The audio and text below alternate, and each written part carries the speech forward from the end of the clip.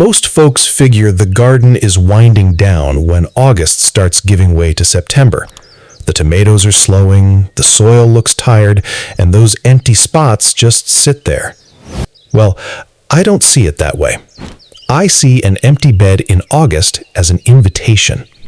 So I planted a small fall garden, and I gave it 30 days. Not 30 days to magically harvest everything, but 30 days to see whether those little seeds could turn into a real second crop before cold weather shut the door. And there's one part of this experiment that matters more than the seeds themselves. I'll come back to that.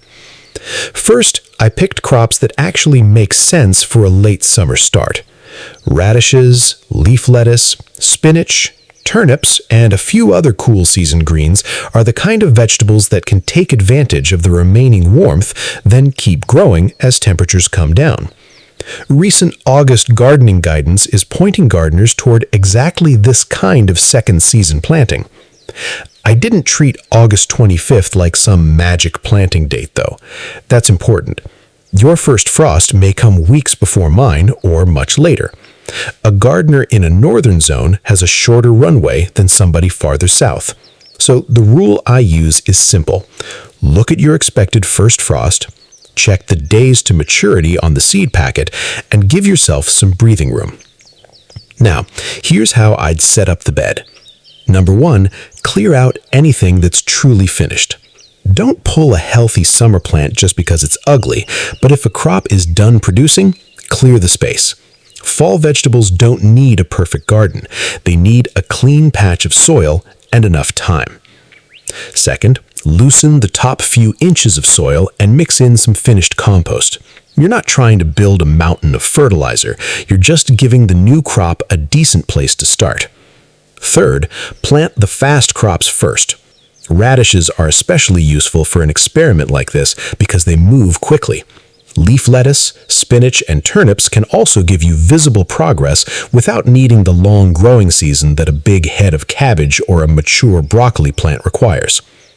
And don't bury tiny seeds too deeply. Follow the depth on the packet, keep the seed bed evenly moist while they're getting started, and don't let that late August heat bake the surface dry.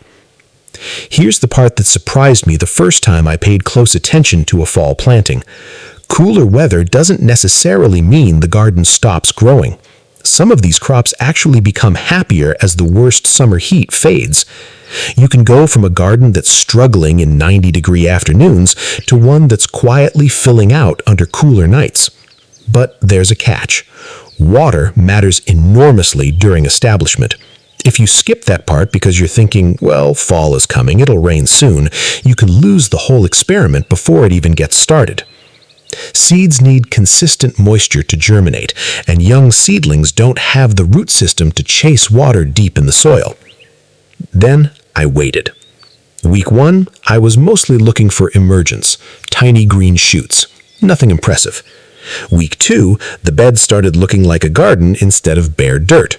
By week 3, the difference was obvious. The quick crops had put on real leaves, and the cool season plants were beginning to look more comfortable as the heat backed off. And at 30 days, that's the result I wanted to see. Not some fake overnight transformation, but a genuine second garden taking shape. Now, here's the regional part you shouldn't ignore. An August planting that works beautifully in Maryland or Kentucky may be too late in a colder northern zone, while gardeners in warmer southern areas may have a much longer window.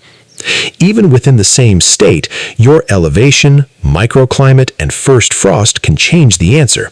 That's why I would never tell you, plant this on August 25th and you'll be fine. Use your frost date and the crop's growing time instead.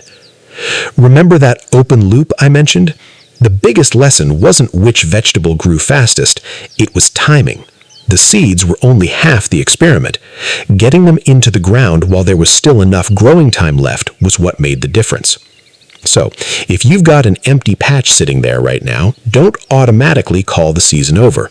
Clear the space, refresh the soil, choose a few quick, cool season crops, keep them moist while they're starting, and work backwards from your first frost. 30 days later, you may not have a finished fall harvest sitting on the table, but you might look out there and see something a whole lot better than an empty garden. You'll see fresh green leaves catching the cooler morning light, little roots swelling beneath the soil, and a garden that decided it wasn't finished yet. That's the kind of second chance I like. Keep growing, folks, and I'll see you in the garden.